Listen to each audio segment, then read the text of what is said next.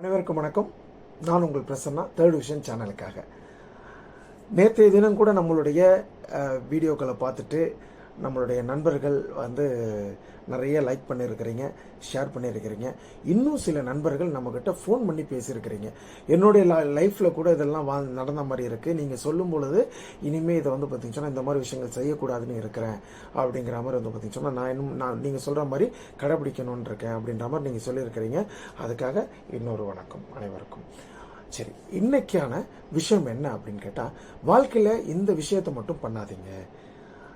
இந்த விஷயத்தை நம்ம பண்ணும் பொழுது சில நேரங்களில் நம்மளுடைய லைஃப்பில் பார்த்தீங்கன்னா ஒரு டிலே ஆகிறது இருக்குது. ரெண்டாவது வெற்றிங்கிறது பார்த்தீங்கன்னா நம்மளுக்கு ஒரு பெரிய கொஸ்டின் மார்க்காக இருக்குது. தோல்விங்கிற விஷயம் பார்த்தீங்கன்னா வந்துருமோங்கிற பயம் இருக்குது. அது என்ன இந்த 5 விஷயம் அப்படின்ற பட்சத்தில் ஒரு 5 விஷயம் இருக்குது. அது என்ன அந்த 5 விஷயம் அப்படின்னு கேட்டிங்கன்னா, ஒன்று, நேரத்தை வீணடிப்பது. ரெண்டாவது பார்த்தீங்கன்னா எதையுமே தள்ளி போடுறது. மூணாவது மற்றவர்களை பார்த்து ஒப்பிட்டு வாழ்வது. நாலாவது பணத்தை திட்டமிடாமல் செலவு செய்வது. அஞ்சாவது உடலை பேணி காப்பது.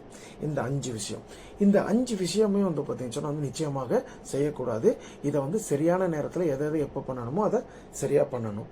இப்போ அந்த 5 விஷயத்தில் நேரத்தை வீணடிப்பது அப்படின்னா என்ன?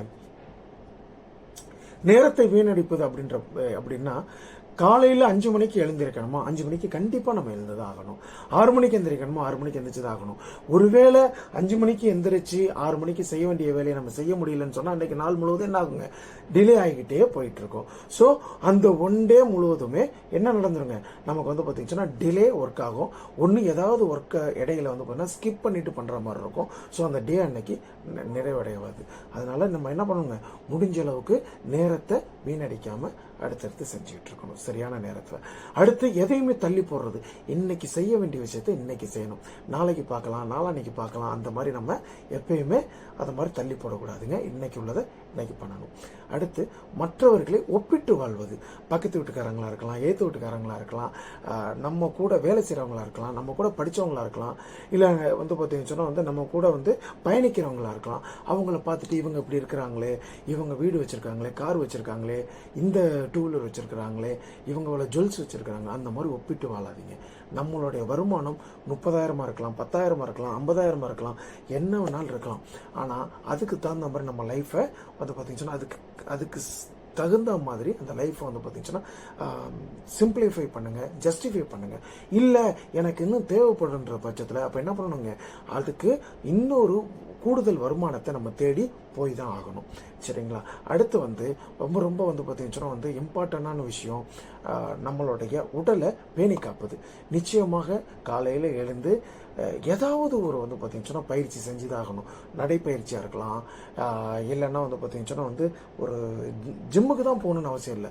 ஒரு மெடிடேஷன் பண்ணலாம், இல்லை வீட்டிலேயே தண்டால், இந்த மாதிரி விஷயங்கள் நம்ம இந்த மாதிரி சின்ன சின்ன விஷயங்கள் நம்ம டெய்லி ஏதாவது ஒரு ஒர்க் அவுட்டு நம்ம பண்ணி தான் ஆகணும். ஸோ இந்த 5 விஷயத்தை நம்ம கடைபிடிச்சோன்னு சொன்னால் நிச்சயமாக வெற்றிங்கிறது நிச்சயமாக நம்மளை தேடி வர ஆரம்பிச்சிருங்க. சரிங்களா? இந்த வீடியோ உங்களுக்கு எல்லாருக்குமே பயனாக இருந்திருக்கும்னு நான் நம்புகிறேன். உங்களிடமிருந்து விடைபெறுவது உங்கள் Prasanna, third vision Prasanna. Thank you very much.